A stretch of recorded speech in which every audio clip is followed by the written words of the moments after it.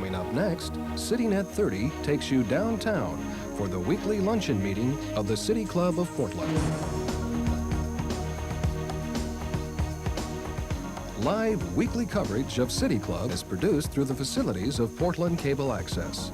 Now we join the City Club for this week's program.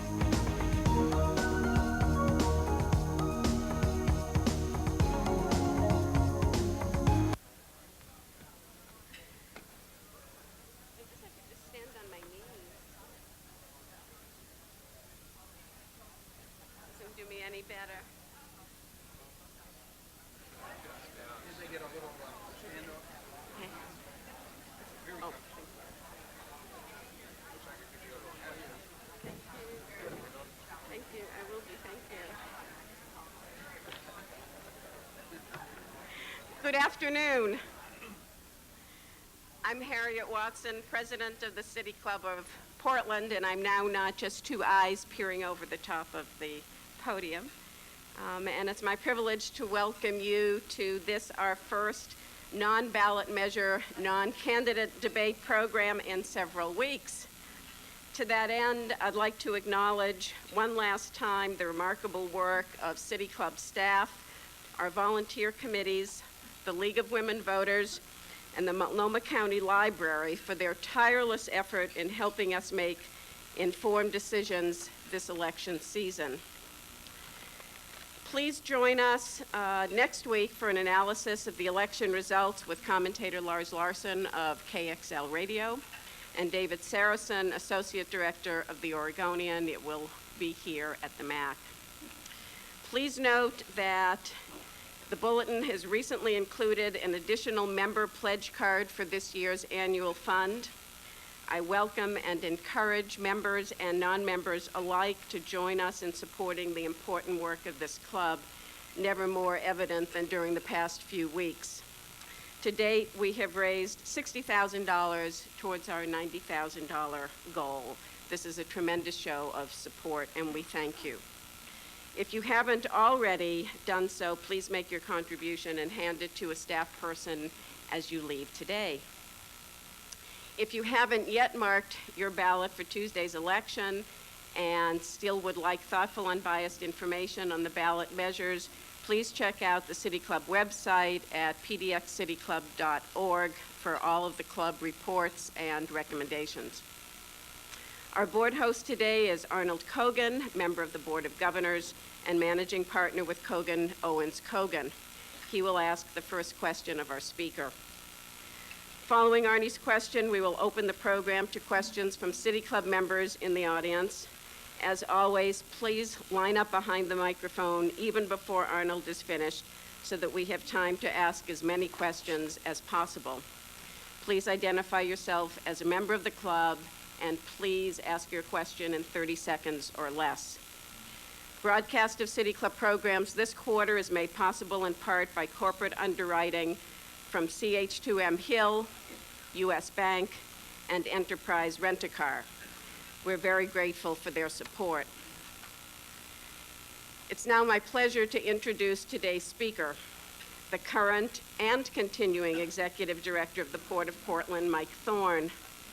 Clearly, someone was found who could eminently fit the outgoing executive director's shoes during this pivotal period for the port that includes the proposed deepening of the Columbia River Channel. The question that still remains unanswered, however, is whether Mike Thorne wants to fill Governor Kitzhaber's cowboy boots in 2002. So I didn't check to see. No, they're not cowboy boots.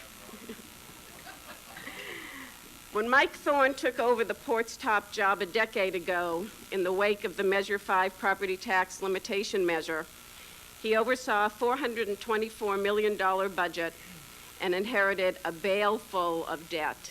I apologize for the bad pun. He now oversees a budget that has doubled to $854 million and a tax burden that has been reduced by more than half to $6 million. During his tenure at the port, Mike Thorne's creative leadership has guided a dramatic evolution of port operations. The airport, export-import terminals, and riverfront industrial properties have all experienced tremendous growth in size and value during the past 10 years. PDX now boasts the highest percentage of non-airline generated revenue of any airport in the nation.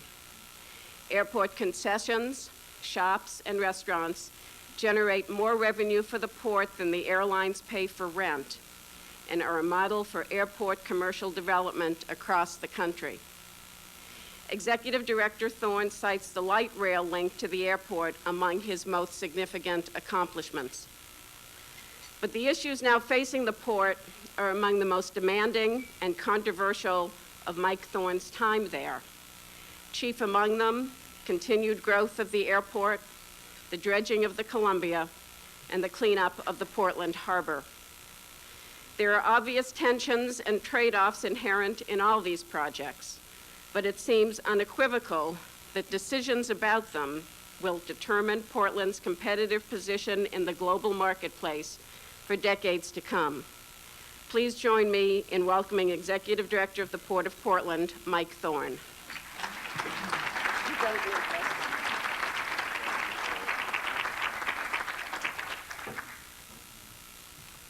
A little furniture change here. Thank you very much, City Club members, guests, others. It's a pleasure to be here. Before I begin, I'd like to take a moment and Lloyd, I may need to get you aside and take advantage of some of your past experiences as we deal with some of the challenges that were outlined today. It's a pleasure to see you and former City Club member, and I can tell you we're doing our best to follow the good examples that you and your colleagues set for the port. I appreciate the introduction. As some of you may know, I'm from Pendleton. I actually grew up in the country.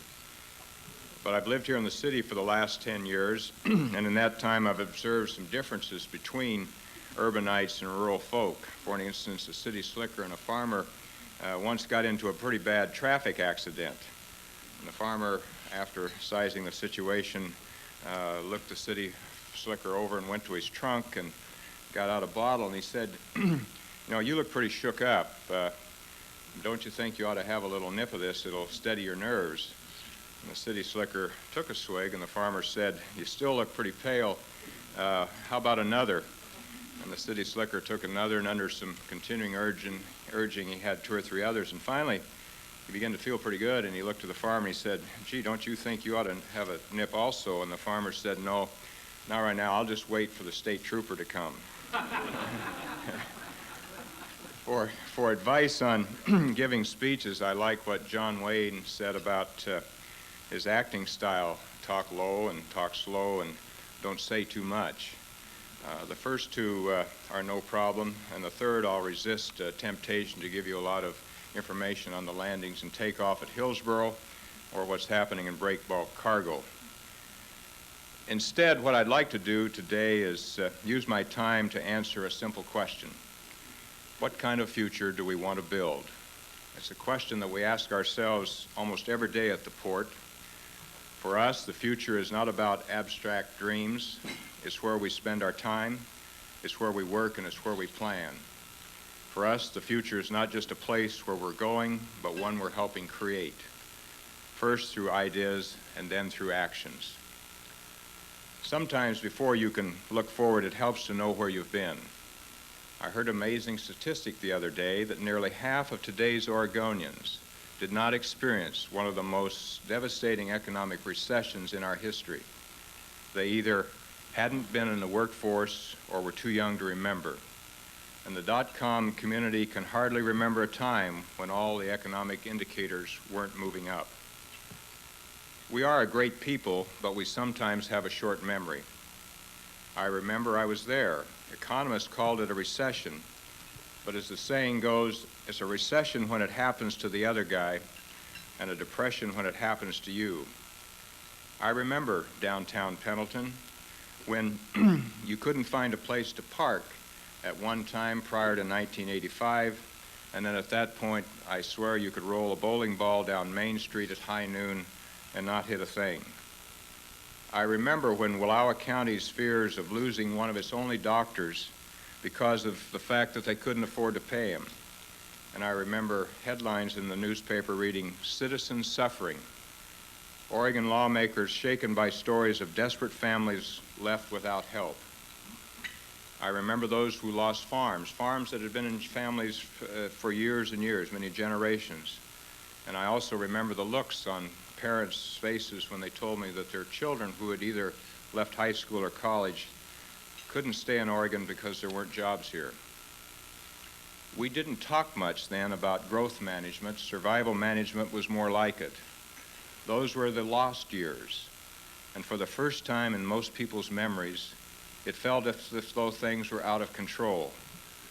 Oregonians are not the kind to look back over their shoulders, but we should not forget that this state lost 1 in 10 jobs, 100,000 altogether, with a net loss of population of over 65,000.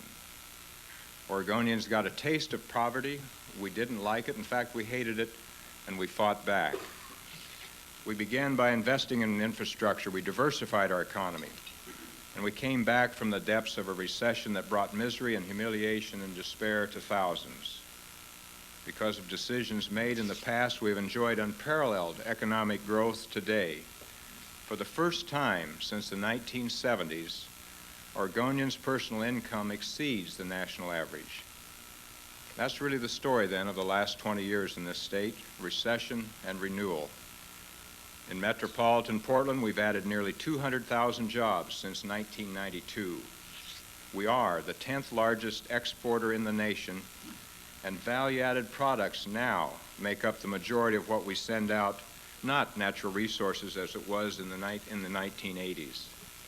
One study ranked Portland as the most diversified economy of all major cities in the West.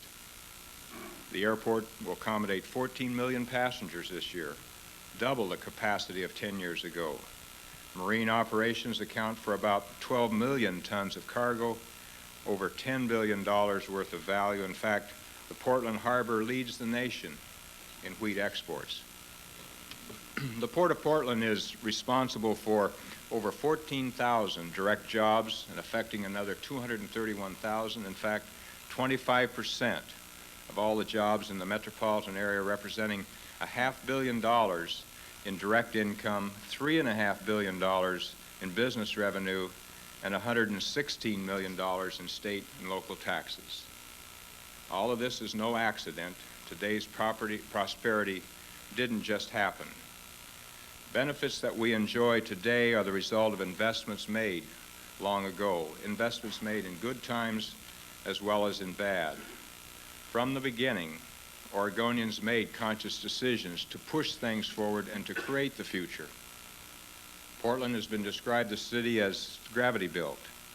The produce of the valley flowed to us down the Willamette.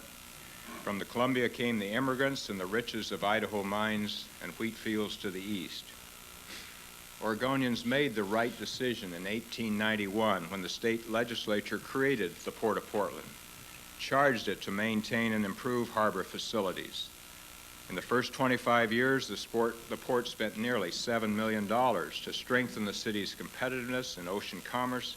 Nearly half the revenues went to deepen the Willamette. As ocean-going vessels increased in size and draft, not dissimilar to today, the right decisions were made to improve the Columbia Bar, deepen the Columbia, and the Willamette channels. Revitalizing Portland in the 70s was the right decision. I remember as a young state senator representing a rural agricultural, somewhat conservative corner of the state, my first meeting with then the fast-talking, somewhat liberal mayor of Portland, Neil Goldschmidt. I remember when he closed my office door, he leaned over my desk, and he said that he needed some tools. He said he needed bonding authority at the local level. He needed it to attract business and create jobs. He said that accomplishing his goals and objectives for Portland required a strong economic base. I listened to his ideas, and after a while, when I thought it was safe to get a word in edgewise, I told him I not only understood, but I agreed. Neil's advice is even more true today. Without a strong economy, our hopes for the future will never be, they will be impossible to achieve. While some cities said no, Portland said yes. Yes to those decisions that built the future we enjoy today. Actually, a covenant was kept with the future, an unspoken pledge to carry it forward. The Port of Portland stands in this long tradition, making decisions that make the economy move into the future. We actually are one of the first ports to embrace complete logistics and integrate planning for what we call the 4 R's of transportation, our rivers and our railroads, our runways and our highway. We retooled ourselves to meet the tight turnaround demands of the global marketplace. We refocused our business by selling the dry dock and the Portland shipyard and reserving our real estate for marine industrial uses. We have virtually rebuilt the airport to meet our community's need through modernizing our terminals and improving passenger services. And in the fall of 2001, we will open Airport Light Rail, the first of its kind in the nation, and a model for the rest of the country. Airport Max is not just about another public-private partnership. I really see it as a reflection of our community values and a blueprint for how we accomplish future projects. I'm especially proud of our decision at the Port to take a leadership role on one of the most significant environmental issues facing this region and this state. We are committed to an environmental management system that integrates environmental considerations into all business decisions and activities, especially in the early stages of the project. Making that system work is what I consider to be now the best environmental team in Oregon. Already, we are improving the water quality of the Columbia Slough through a cutting-edge plan for managing de-icing materials used at the airport. And we are helping restore the Columbia River estuary. Despite the fact that the Willamette River has been treated like a sewer for over 100 years, we are going to do our part to clean it up. Now and in the future, the Port will not only strive to prevent pollution of our water, our air, and our landscape, but we will actually enhance our natural resources. We do this for one simple reason. Preserving the Oregon advantage and our quality of life is absolutely essential for a healthy, stable economy, and it's the right thing to do. Our history teaches us that the future belongs to those who make the hard decisions today, which brings me back to the question I asked at the beginning. What kind of a future do we want to build? In this day and age, it is harder than ever to plan ahead. The world is constantly changing, and we must constantly adapt or be left behind. We may still be able to compete with Montana and Idaho, but if we want to continue to compete with Washington and California, and more important, the nations on the Pacific Rim, then we need to realize this. Transportation is about more than roads and rivers and rails and runways. It's all about competition in a global economy. Delta, canceling its nonstop flights to Japan, will not hurt us in the short run. What will hurt us is failing to take the steps to ensure there is enough of a market here to attract a carrier in the future. This community must decide whether to continue on the course of job opportunity, progress, and economic viability, whether to create a climate that attracts a replacement for a Delta. We project that the regional growth will continue to drive the need for facility expansion and improve rail and road access. The number of airline passengers is projected to double in the next 20 years. Air cargo, more importantly, is expected to triple in the same period, and we continue to see demand for wheat and feed grains in the Asian marketplace. To remain economically competitive, we need to come together around one common interest, the health and vitality of this region. Regional investments in transportation and other trade-related infrastructure must keep pace with demand. Nothing is more essential to our livability and economic well-being. If investments are not made, service levels will decline along with jobs and opportunity. First, we must continue to invest in our airport to meet our community's demand for air travel services. Second, we must find adequate revenues for constructing and maintaining roads and for completing our regional rail system. Third, let's work with Clark County to make light rail the primary mode of commuting for 56,000 Clark County residents who are members of the greater Portland business community and drive across the Columbia River every day. Let's create an economic incentive to motivate the community to get behind light rail. I'd like to propose a competitiveness strategy that recognizes light rail as only a part of a package that includes something such as a new state-of-the-art grain elevator for the Port of Vancouver, that includes a commitment to cleaning up the Willamette River, that includes future land development for the Port of Portland. We need a vision that ties commercial needs to the needs of the community and makes them one and the same, because in the end, it's not about light rail.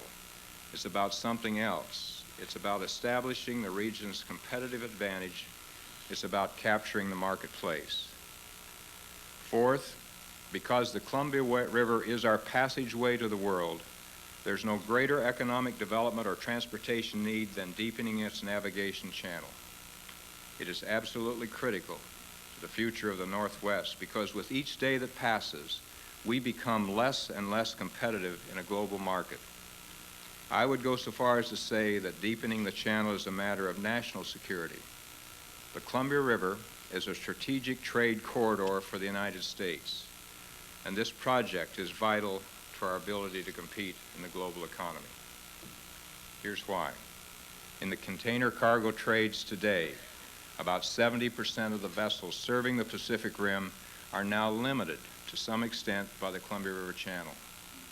Many of the vessels today on the Columbia are forced to sail with less than a full load. The proposed 3-foot channel deepening project will allow the new generation of larger ships to depart the Columbia River at or near their load limits. This translates to a yearly transportation cost savings alone of over $34 million, much of which gets passed on to local exporters and importers through the goods and services that they bring and provide on the Columbia River. Actually, deepening the channel helps bridge the two Oregons, and it provides opportunities for all of us.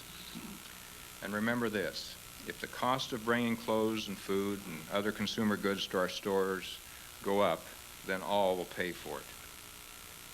You need to know something else about this project, something that's gotten lost in all the controversy. The lower Columbia River has been taking a beating.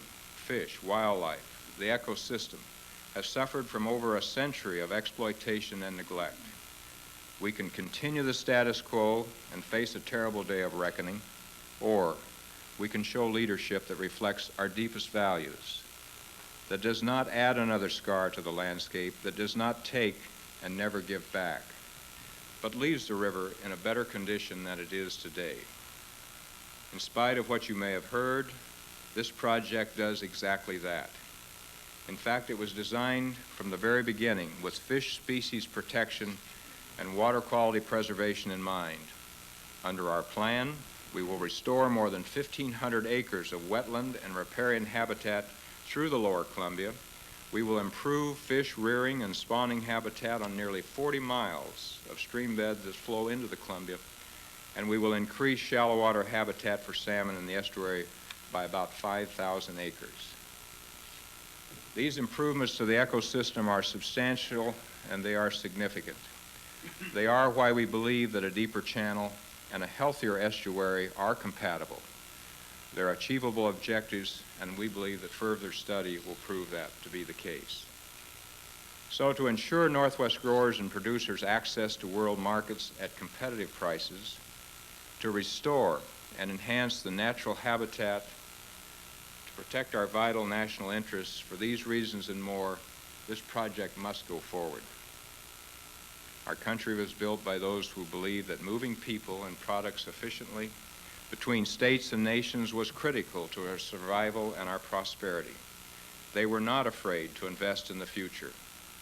Imagine Thomas Jefferson in 1804 looking at a map of the North American continent. When Jefferson looked at the map, he didn't see obstacles, but he saw the future. He saw Oregon. The vision of Oregon that brought Lewis and Clark across the continent was to find a trade route, the fabled passage to Asia. We too need to dream about great dreams and lift our vision above the horizon. But talk is cheap. Putting Oregon on the map in the world marketplace is not. Out hustling the competition is not cheap. Reaching for opportunities is not cheap. We learned from the recession in the 1980s that missed opportunities have consequences. If we don't take the resources that we have developed out of our own investments and put them where they can produce real change over the next 20 years, our window of opportunity will pass us by. There are those who think that letting the world pass us by sounds pretty good. But for an example, if the Sizemore initiatives were to pass and the general fund did take a 20% reduction in revenue, how does this state make it up? A sales tax? Well, we've been there and we've tried that. Increased fees? I don't think you can do that enough. Boost tax rates is counterproductive and it won't work. And cutting waste and duplication, I don't think there's enough. So the only way is for more of us to share the load, more of us to have active participation and active jobs that allows us to carry the burden of providing for the needs of this state through more and more efficient uses of our resources and better job opportunities. And I would remind you that when the economy goes sour, when people are out of work and desperate, then preserving our treasured quality of life becomes a luxury we may not be able to afford. We can create jobs in a healthy environment. In fact, we cannot have one without the other. So back to the beginning, what kind of a future do we want to build? If unemployment were at 10%, we wouldn't even be asking the question. There are the stakes as I see them today. If we don't deepen the channel, if we don't have access to the globe, if we don't have an economy to pay for what we want, and if we don't have a commitment to the future, to make it better, to move it forward, then we lose our economic independence and the power to control our destiny. I don't believe that will happen. I believe we will continue to make the right decisions. We have a unique opportunity to shape the future of Oregon with new ideas and bold projects, but it will take the kind of leadership that is becoming more and more rare. How do we go back in time to when leadership mattered? I remember inviting Bobby Kennedy to our home during his presidential campaign in May of 1968. I wanted my friends and some of my farmer neighbors to meet this man who had inspired me actually to get involved in politics. And believe me, politics was the last thing on my original list of things to do in my life. But Bobby taught me this lesson. People don't get in line. People don't march to the cautious tunes of bureaucrats and engineers. If you want to raise the standard that others will follow, that people will respond to, then create a vision that transcends today. What we need in this state is a long-term commitment to a common goal, a bright future for ourselves and our children, a larger vision of the kind of Oregon we want, and we will achieve it. I'd like to just take a moment and reflect upon the fact that in this state we are blessed indeed with something of an unusual form of government. We have a commission system that allows hundreds of very dedicated men and women to serve on various boards and commissions. And at this time I'd like to thank the members of the Port Commission for the service they have given, for their time and their energy and their commitment. I'd also like to take a moment and express my appreciation to some of the hardworking staff, maybe a few of them are here today, who have not only tolerated some of my cowboy philosophy, but from time to time they've given me a chance and they've worked with me to ponder some of the deeper meanings of sayings such as, don't squat with your spurs on, shallow minds and shallow streams freeze first, and never miss a chance to shut up, which I'm just about to do. One day, I remember when I was a boy taking a trip with my grandfather. He took me on a drive down the road across the farm, and he pointed to a vacant homestead, and he said that it used to belong to some folks who had moved on, and they'd become very successful in their life. He said during the Depression, they lost their farm, and they turned around and bought it back from the bank for 10 cents on the dollar, and then kept it for a short time and sold it and made a lot of money. And he said on our farm, we were in just as bad a shape as they were. We were broke too. But he said, I chose to stick it out because I was committed to paying my bills. At least he said, I didn't want to owe anybody anything. He said, I kept my word. Those are the values that I live by. Work hard and keep your obligations. It's my obligation to run the port in a way that makes this region a competitive place in which to invest and create jobs. But the port's impact reaches far beyond this immediate area. By shipping off to world markets the bounty of the whole Oregon, we are the one institution that bridges the gap between East and West, between the rural and the urban, between the two Oregons. The port pulls us together and reminds us of what we are and what we have as a common interest in Oregon. At the port, we set priorities and we set goals, and at the end of the day, I can look back over the last 10 years and say that decisions were made and things done that I believe left value for the future. When I served in the state legislature, people used to wonder if I was now a politician or still a farmer. Jonathan Swift in Culliver's Travels wrote this about farmers. He said, whoever could make 2 ears of corn, 2 blades of grass, to grow up on a spot of ground where only one grew before, would deserve better of mankind and do a more essential service to his country than the whole race of politicians put together. I'm proud to be a farmer, which is just another name for an optimist. If I didn't have hope that one day I would reap what I sowed, I guarantee I would have slept in a lot more often. We all have earned the right to be optimistic about our future, but with optimism comes obligation. There are choices to be considered and tough decisions to be made about the kind of future we want to build together. I know where I stand, and I ask each of you to make up your own minds. It won't be easy. Nothing worthwhile is easy. But if we do our job, create more hope, more opportunity, then one day others will look back to us and say they did keep the covenant. Thank you very much.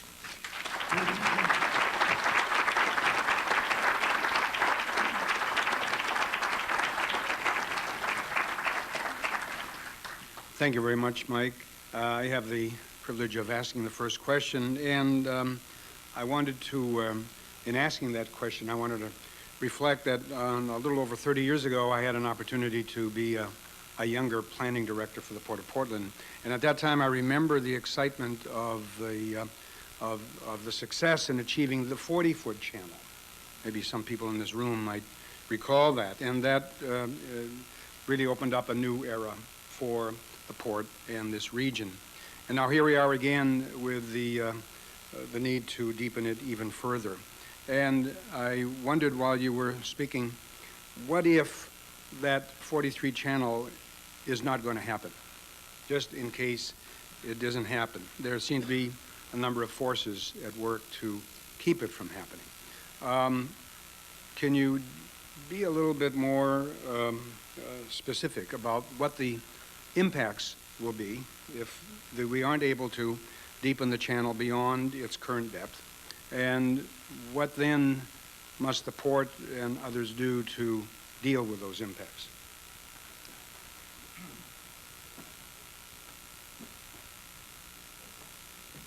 Obviously, you all have the question. I think what strikes me most about where we find ourselves is the fact that you look back over time and communities make decisions about where they want to be and where they want to go. I think the channel is one of those crossroads that we face.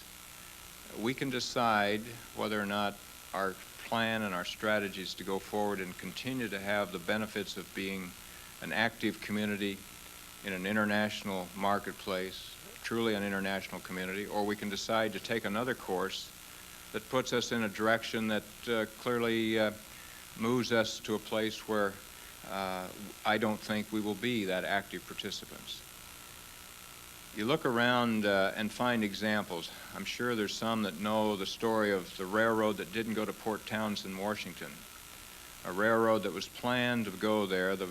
Port Townsend was going to be the shipping point, the major sea point in the Puget Sound area. And for a variety of reasons, the road didn't get constructed. And now you know where Seattle is and you know where Port Townsend is. And I'm not saying it's quite that start, but I'm trying to say, Arnold, in response to the question, The ships are getting bigger, the trade is going to continue, the economy is becoming more globalized, and if we want to be a participant, then I think we've got to step up and make the decisions to move forward so we can. We watched with some interest, and we knew in 1998 that Delta Airlines was going to be faced with a tough decision about continuing to serve Portland when the Congress changed the rules and allowed carriers to fly from their inland hubs.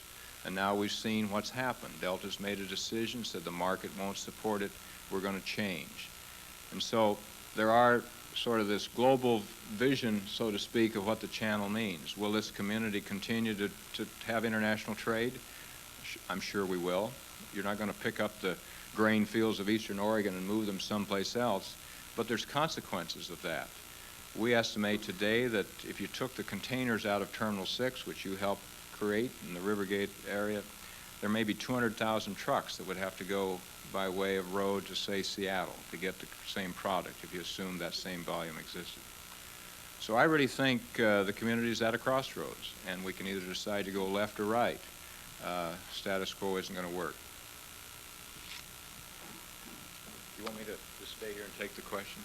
Press, Dr. Ed Press, City Club member. Mr. Thorne, you did an excellent job of portraying the importance of moving persons and products more freely, either by air or by water and so on, and including your comment on surface transportation, light rail.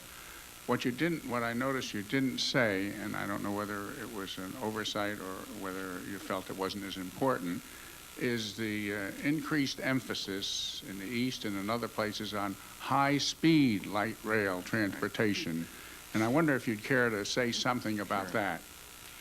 Well, in the 4 R's that I mentioned, I mentioned rail, and it's a good question. Clearly, by virtue of the fact that let me back up this way. This community is blessed by an unusual set of circumstances. You have 2 railroads that come to Portland at grade, basically down the Columbia River Gorge, and that's a blessing that, or call it a geographic blessing, call it what you will. And we see rail as an integral part of everything we do. In fact, one of the reasons that Portland is such a major exporting region is because of the rail service that brings products from all over the country. Products coming from Canada, Saskatoon. So rail is in fact a part of the resource base that we have, and to not take advantage of it for more than just freight is to miss an opportunity. I mentioned some of the land development in my comments about one of the strategies, including Vancouver. I think how we deploy the resources we have, including possibly what our long-term use of West Payton Island may be, could, to a great extent, dictate the kinds of investments that the railroads need to make sure that we can also use them for high-speed rail. The port is very much committed to that. I think through the commercial activities we're involved in and through what we can do to be a participant in the regional decision-making, passenger rail is an integral part of how we're going to have to move, and the logistics of transportation needs to include that, and we're very committed to it. Well, I was thinking not just passenger transportation, but high speed. High speed is a little bit different. By definition, yes, there's degrees of high speed. What I'm talking about is rail service for passengers that may run in that 160-mile-an-hour category. I don't think the rail infrastructure that's in place today, or what I would envision, would accommodate the kind of bullet train transportation or passenger transportation as you see maybe in Asia or Europe. But clearly I think it's reasonable to look at something in the 150 to 160 range, which I think is a category used called high-speed rail. Thank you. Had to beat Ray Polana here so we didn't talk only about transportation. I'm Thane Tiensen, City Club member. Mike, I was listening with interest to your comments about the vision for the Port of Portland, and I was intrigued in particular about your comments about the increased cooperation with the Port of Vancouver, and I know you have been an advocate for that. At the same time, it seems to me that the next logical step, and in fact one that I know has been advocated by others, including the National Maritime Administration Director, and that is merger. Why not merge with the Port of Vancouver? Now, I have heard tell that one of the, and maybe the only impediment, is the fact that they have an elective commission, like all ports do in the state of Washington, including Seattle and Tacoma, both larger ports than Portland. if that is the impediment, why not figure out creative ways to do that, or just simply create an elective commission here for the Port of Portland? Is that truly something that is not in the interest of the public? And in fact, it seems to me that that would go a long way toward eliminating some of the criticism that's been directed at the port in recent years about the lack of transparency, the lack of accountability to the public. What about the merger? What about an elective commission? Okay. First of all, to the activities that would lead to the merger, Port of Portland, the Port of Vancouver, Lloyd, I'm sure it was the case in your days, has tried to work together. We in the last 10 years have done significant things to accomplish that objective. At a time when we were looking at pressure on space for auto imports, we actually negotiated an agreement with the Port of Vancouver, and Subaru moved to Vancouver. We're sharing revenues. We provided some dock capability. We have been deeply involved in ongoing discussions about how two ports that are basically an asset for this region can maximize the value to the community, given the community investment that has been made. I don't think it's a question of whether it's elected or appointed. That's immaterial. I think it's a matter of putting together the right strategy. That's why I suggested today taking it one step further. As we look at the asset base that the two ports have, and you look at the future of this region, it would be a mistake not to continue to find ways in which we can continue to consolidate our activities. There may well be a point in time when a merger takes place, but I think to start at that point and force something is unrealistic. I think you do it day in and day out by creating the opportunity, and we've been trying to do that. We're working with them on the channel, obviously, but with the Subaru project, we're talking to them about how we take our respective land base and plan for the future. And you know, I think the opportunity's there. It's just a matter of continuing the momentum, and I would hope that in the future we can get to the point where essentially we become functionally one. And once that's done, I think it would be a mistake to stop at Vancouver and Portland. I mean, this is a system. It's not a sum of individual ports. It's a system, and we need to be thinking of the Columbia River as a system. Ray Polani, a City Club member. Mr. Thorne, you mentioned the importance of rail. Yes. For both freight and passengers. Let me give you a reason why it should be rail. The American Physical Society reminds us that relative to the investment of capital, labor, land, and energy, railroads yield by far the highest overall returns in both passenger and freight. That being the case, and considering the problems of deepening the channel on the Columbia and the Willamette, and the airport problems, the question is, what about using rail down the Columbia River, doubling tracking between Portland and the East Portland and Astoria, and providing Astoria with a deep sea port? The steamship companies would be delighted to turn their big container ships at Astoria rather than 2 days up the river back and forth from Portland. It seems to me that rail is the sleeping giant, and we better pay attention to it for both passengers and freight. Your comment, please. It's a question of investment. Okay. But remember what the American Physical Society is. Okay, thank you. It's good to see you again. There's an assumption in the question, if I could kind of go to what I think, Ray, your question was, that in order to have a seaport, it has to be on the sea.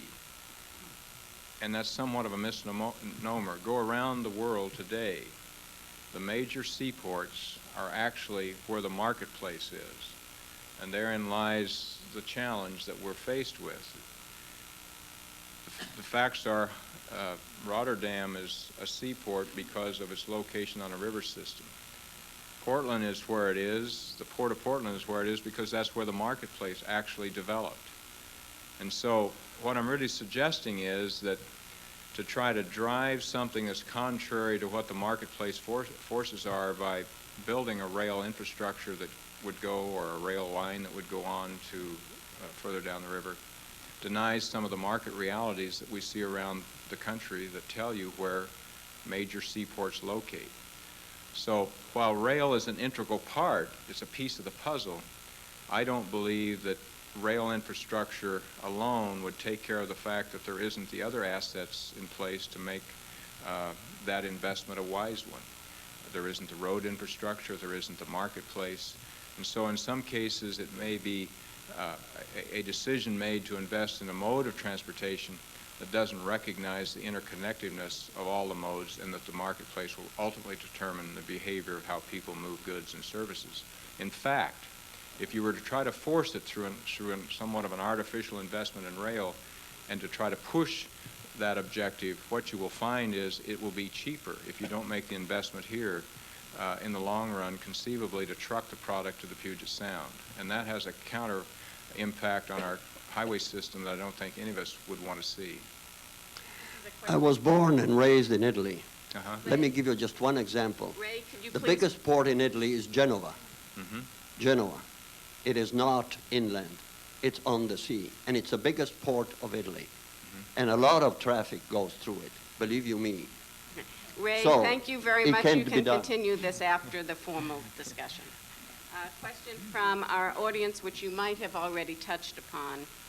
The loss of our traffic to Japan seems an improvement. Less pollution, less noise. Why is it necessary when Seattle is so close? This is from member Sharon Joy. I assume that has to do with air service, or just was that an air service question, or just transportation in general? I assume it's air traffic. Okay. Well, actually, again, back to the Crossroads that I cited in the case of the Channel, there's no question but what you can get to Japan by way of Seattle, you can get there by way of San Francisco, Vancouver, a variety of ways will get you there. I think what we're really talking about is what role, what niche does transportation, the convenience of good transportation facilities mean to the kind of economy and the kind of a community we want to build. I had the pleasure the other day of spending about 2 hours at Hyundai's new facility in Eugene. 1,000 people more or less working there. It's a large plant. They're making semiconductors. And I asked the person in charge, I said, now tell me again, why did you locate your plant here? And they said, well, number one, we liked the community, the access to educational opportunities, there was land available. But at the time we made the decision, there was direct flights to Seoul, Korea, and there was direct flights to Japan. If we had to make the decision today, we would not locate in Eugene. Now that's one company, one example, I'll admit. But I think it really gets to the point where you step back away from it a moment and decide which way do you want to go. And clearly, you will change things if we say, okay, we're going to get there through some other community. I think that's a question you all have to decide, really. David Roth, City Club member. Mr. Thorne, I've heard from many environmentalists a concern about the possibility, the consequences of disturbing contaminated sediments in the Columbia itself.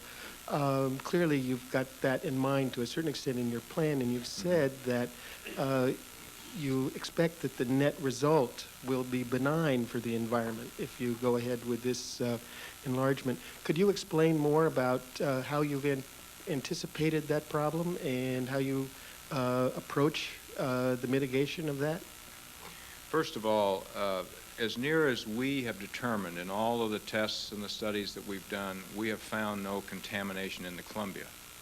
Now, granted, the Willamette is a different situation, and that's got to be cleaned up. It's a different kind of material.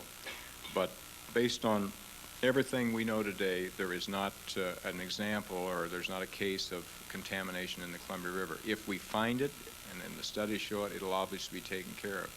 Our goal in the project is not just to keep the status quo or keep the score sheet even.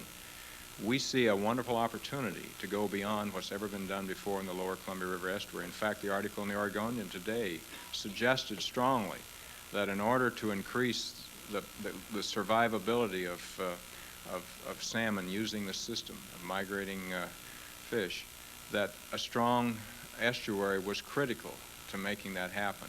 So our goal really is to go beyond just what's necessary to maintain status quo and actually improve things. And if there is some contamination found, we're not aware of it today, obviously that will be taken care of. Thanks.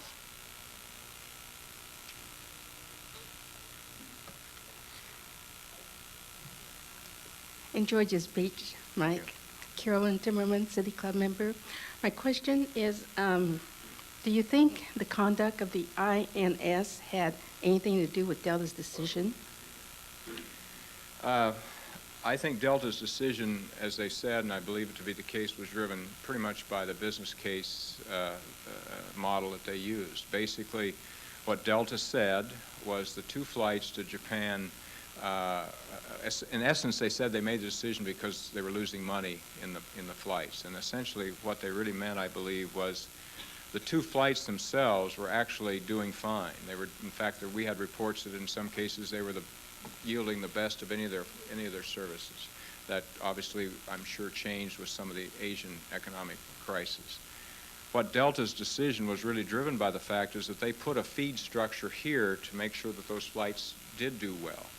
And that feed structure, 5 airplanes, basically Seattle and Los Angeles, San Francisco, Vancouver, and Las Vegas, I believe, were the 5, were designed to make sure that the passengers were here to serve those flights going to Japan. All things being equal, I think that INS was a factor, but all things weren't equal. There was a pretty compelling opportunity cost case that they made that said we can do better with those planes elsewhere, and that's the reason they left. But I know this for sure, that Delta was concerned. We've talked to Delta several months, in fact over 2 years before the decision, before this really surfaced. And when their passengers, their customers, people who use Delta's service, came to Portland, and in some cases were rejected and sent back, and then got on another carrier and came right back into the United States, obviously that had an impact or an impression on the reputation of Delta. So I know they were concerned about it. Obviously, I don't think that was a driving factor in their decision making, but had all things been equal, I think it might have tipped the scale some.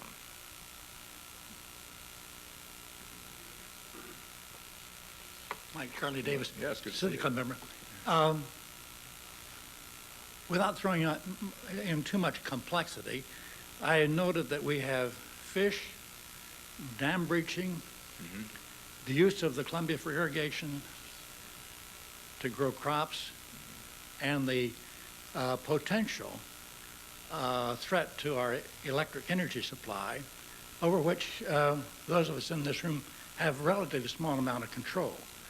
I wonder how your computer format at the port helps you decide where to put your energy. Well, thank you, Charlie. It's good to see you again. How have you been? Well, it should come as no surprise that the port's primary responsibility forces it towards the transportation component of this puzzle.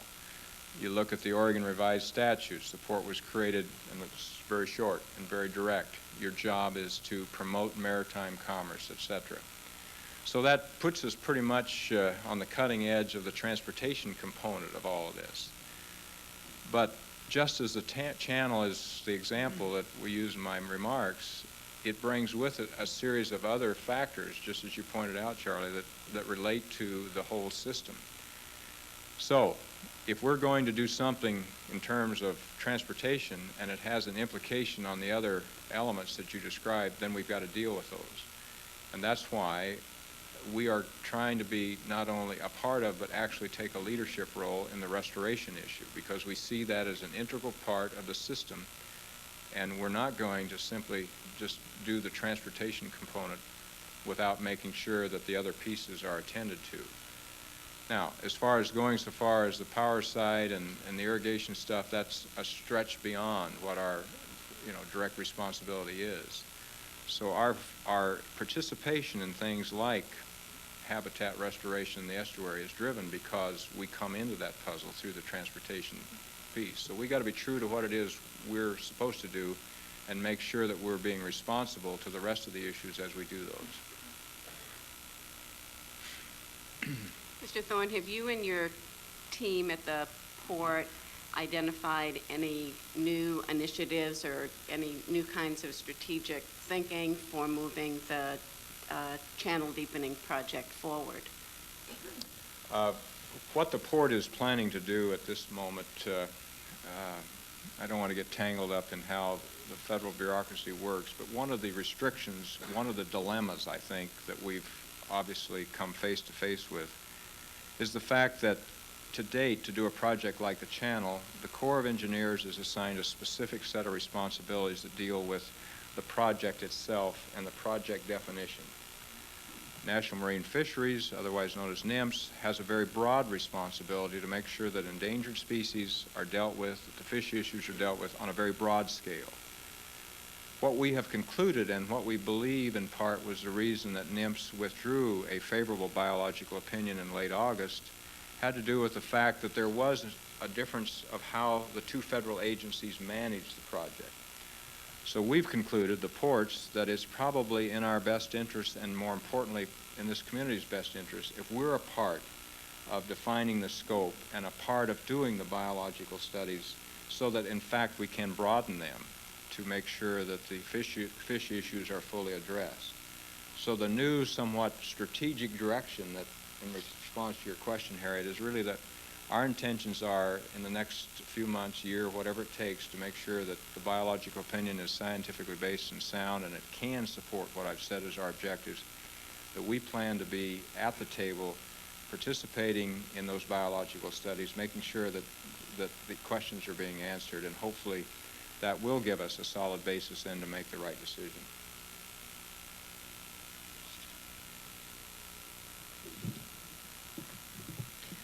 Mr. Thorne, Pauline Anderson, member of the City Club. You spoke of promoting cooperation with Vancouver by promoting light rail. Mm-hmm. Is there any move at the port or any encouragement of commuter travel by boat, by water? Good question. Actually, that's when I first arrived at the port. I actually had that discussion with some of the barge operators that provide river transportation. I think it's really gets down to a question of how do you create enough of a market base to justify the expenditure or the capital investment necessary to make the vessels available to move people by boat. I think it's a great idea, quite candidly. But we've not been able to find a way to actually get it off the ground or keep it in the water or whatever the case may be. I think it's open for discussion. I mean, there's nothing that says it doesn't make sense. When we're all frustrated about how to get the airport, hopefully before light rail will solve some of that. A boat service that got there in some ways makes some sense. There's some logistics problems and that sort of thing. I guess my answer to your question is there's no reason why we should restrict ourselves to those ideas. Right now, I think with the momentum that's in place on light rail and some of the suggestions I made about how do you create something bigger than just light rail to incent people to want to participate. Obviously, it's going to take a willingness to probably pass a bond. The public's going to have to step up at some point. And I think creating a vision of opportunity that goes beyond rail in some form or another is part of the piece of the puzzle here that we need to put in place. If it's river transfer, that's fine too. But right now, I think we have to deal in part with the hand that's on the table.